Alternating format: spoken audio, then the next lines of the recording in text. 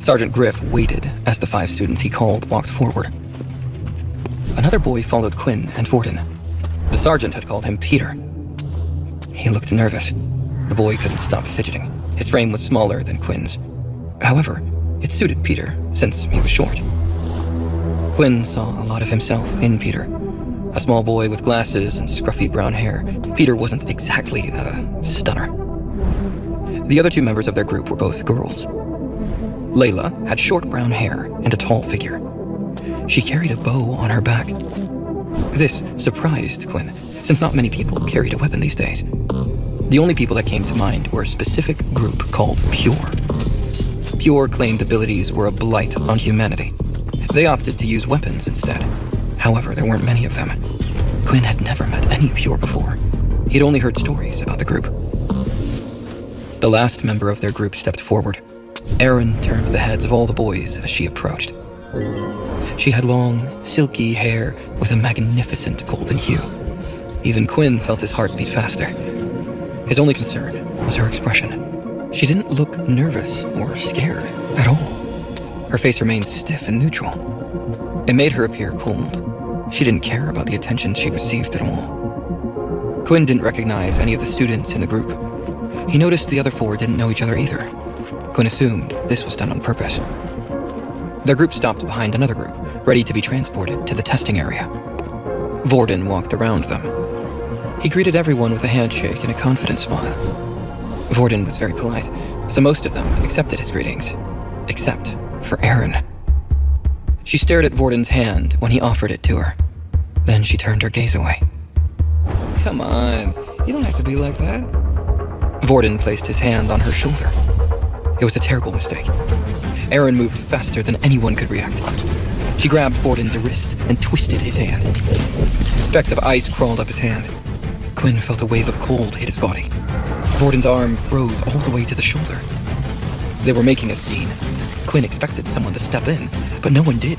The crowd watched gleefully. Several students expressed their amazement in unison. Wow, she has ice abilities? Isn't that very rare? I would let her freeze me any day. Stop it, you 2. Sergeant Griff barked. If you have that much energy to pick a point, then save it for the test. Erin immediately dropped Vorden's hand. Vorden gasped in pain. His hand defrosted, slowly. He scrambled back to the line and stood behind Quinn, his face flushed with embarrassment. Can you believe her? Vorden complained. I nearly lost my hand. Quinn shrugged. You can't just go around touching people without their permission. Yeah, I know. She's lucky I didn't wipe the floor with her. I was just trying to be a gentleman. His words created enemies for him. Admirers of Erin felt that disgracing Vorden might earn them points with Erin. Quinn read what the other boys were thinking. It was on their faces. Quinn moved away from Vorden, hoping that others wouldn't mistake the 2 of them as friends. He liked the guy, but he didn't want to be bullied again. Griff called Quinn and the others forward. Stand right there, inside the square. Don't move too much. Quinn saw that the square was drawn with white lines on the ground. The space inside was just big enough to fit the 5 of them. A hooded man stood just outside the circle. Quinn felt uneasy looking at this mysterious figure. Send them away. Griff ordered. The hooded man planted both of his hands on the ground. The square lit up, shining a bright purple color. An ability to transport others, huh? Vorden whispered to Quinn. What a rare ability. The open field faded from sight. An ocean of colors swam around them. Lights burned into Quinn's retina. The very next second, they found themselves in another outdoor area. An empty wasteland. There were no signs of life anywhere. 2 people stood before the group, a woman dressed in black and a hooded figure next to her. Quinn could not see the badges on either of their uniforms, making it impossible to tell what rank they were. The woman held a tablet in her hand. She ignored the group that had appeared before her, focusing on the tablet instead. Once she finished, her gaze shifted to the students. Hello, I am Jane. I will be the one in charge of your test today. Once the test has been completed, I will update your information. Your score will then be reflected on your wristwatches. Her face displayed the same emotional range as Erin's. Now, who should we call first? Oh, it looks like we have a couple of level 1s. Jane noted as her eyes ran across her tablet. Clearly, the tablet contained their information from their previous schools. Peter Chuck, step forward. Peter did as he was told. He looked even more nervous than before.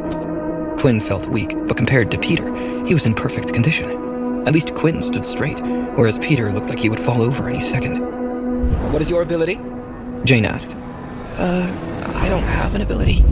Peter lowered his gaze. Quinn now understood why Peter was so nervous. Having no ability wasn't rare. Many children were orphans, like Quinn, due to the war. This usually meant that there was no chance for them to buy an ability book. Don't be afraid, Peter. Here, take this. Jane's voice didn't soften as she spoke, as though this was a practiced line. The hooded man suddenly conjured a book in his hands. He held it out quietly. Jane took the book and handed it over to Peter. No kindness showed on her face. Still, Peter lit up with excitement. For me? You're just giving this to me for free? Thank you. Study the book in your free time. When you have finally learned to use it, you can come back to redo the test. For now, I'll award you a level 1 power status. Peter held the book close. His mood had lifted. At this moment, he only felt hope. With an ability book in hand, his life could finally turn around. Quinn Talon, step forward. Jane ordered. Quinn did as he was told. Jane stared at him with her penetrating gaze. What is your ability?